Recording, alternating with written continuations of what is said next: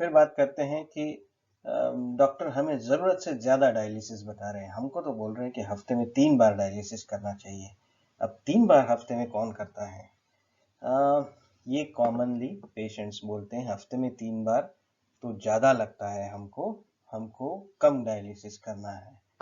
लेकिन ये सोचना ज़रूरी है कि हमारी किडनी दिन में 24 घंटे और 7 दिन लगातार काम कर रही है।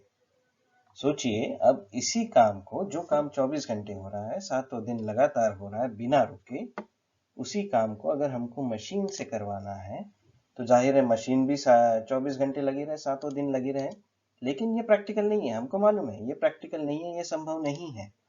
तो जब सारे दुनिया भर के नेफ्रोलॉजिस्ट एक जगह बैठे और बोले कि इसका गणित क्या है, ये क्या गणित है कि हम कम से कम डायलिसिस करें और स्वस्थ भी रहें, हम 24 घंटे तो नहीं कर सकते। तो जब उन्होंने गणित के माध्यम से इसको सुलझाने की कोशिश की, तब जवाब आया कि हफ्ते में 3 बार और हर बार 4 घंटे का डायलिसिस अगर कोई ले रहा है तो वो ज्यादा स्वस्थ रहेगा उसके मुकाबले जो इससे कम ले रहा है। ठीक है, तो हफ्ते में 3 बार, हर बार 4 घंटे डायलिसिस लेना, ये शरीर की कम से कम जरूरत है। इतना हम लेंगे तो हमारा शरीर स्वस्थ रहेगा। फिर इसको लोगों ने जांचा परखा तो देखा कि जो लोग कम डायलिसिस लेते हैं वो वाकई अस्पताल में ज़्यादा भर्ती होते हैं, उनको हार्ट से जुड़ी हुई ज़्यादा समस्याएं होती है, वो कम लंबा जीवन जी पाते हैं और सांस की तकलीफें ज़्यादा होती है।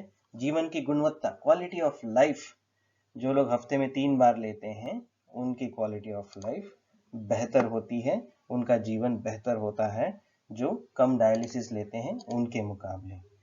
सो हफ्ते में 3 बार, अब इस बात को खैर भारत में अभी जांचा जा रहा है, परखा जा रहा है और देखा जा रहा है कि क्या सही में ये भारत के पेशेंट्स के लिए लागू है। लेकिन उसका जब जवाब आएगा तब आएगा। लेकिन अभी हफ्ते में 3 बार डायलिसिस करना रिकमेंडेड है और इससे आपकी जीवन की वृद्धि होगी, जीवन की गुणवत्ता, क्वालिटी ऑफ लाइफ बेटर होगी। और ये कितना भी हम इससे ज़्यादा कर ले, हफ्ते में 3 बार से हम कितना भी ज़्यादा कर ले, हम किडनी का मुकाबला कभी नहीं कर सकते, क्योंकि हम कभी 24 घंटे का डायलिसिस कभी नहीं करने वाले हैं। तो हफ्ते में 3 बार लेना ये शरीर की कम से कम ज़रूरत है। इससे जितना ज़्यादा करो उतना फ़ायदा ही है।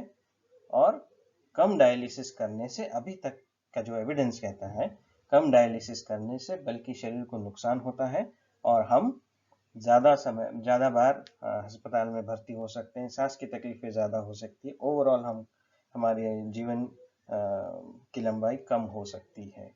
तो हफ्ते में 3 बार लेना ये सही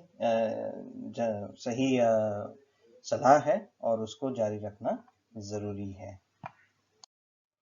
तो ये है वो किताब, किडनी का स्वास्थ्य हिंदुस्तानी स्वाद के साथ। इस किताब को 3 हिस्सों में लिखा गया है। पहला हिस्सा मैंने स्वयं लिखा है, ये है किडनी की बीमारियां। इसमें किडनी की संरचना, किडनी का फंक्शन, किडनी की बीमारियां, इनके बारे में पूरा विवरण है। जब किडनी फेल हो जाती है तो डायलिसिस और ट्रांसप्लांट के बारे में पूरा विवरण है।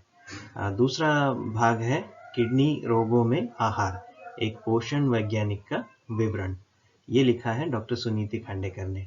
इसमें डाइट के जो विभिन्न हिस्से हैं, सोडियम, पोटेशियम, पानी, प्रोटीन, फास्फोरस, इन सब के बारे में पूरी चर्चा की गई है और वो शरीर में क्यों जरूरी है इसके बारे में चर्चा की गई है। भाग 3 है विशिष्ट किडनी रोगों में आहार रचना। इसे लिखा है डॉक्टर रचना जसानी ने। तो इन्होंने जब किडनी फेल हो जाती है तब कैसा आहार होना चाहिए, जब डायलिसिस पे होते हैं तब कैसा आहार होना चाहिए, और जब ट्रांसप्लांट हो जाता है तब कैसे आहार होना चाहिए, और अन्य बीमारियों में आहार कैसे होना चाहिए, किडनी की अन्य बीमारियों में, इसके बारे में चर्चा की है। तो काफ़ी उपयुक्त किताब है, किडनी का स्वास्थ्य हिंदुस्तानी स्वाद के साथ। अमेज़ॉन पर उपलब्ध है, नोशन प्रेस पर उपलब्ध है। धन्यवाद।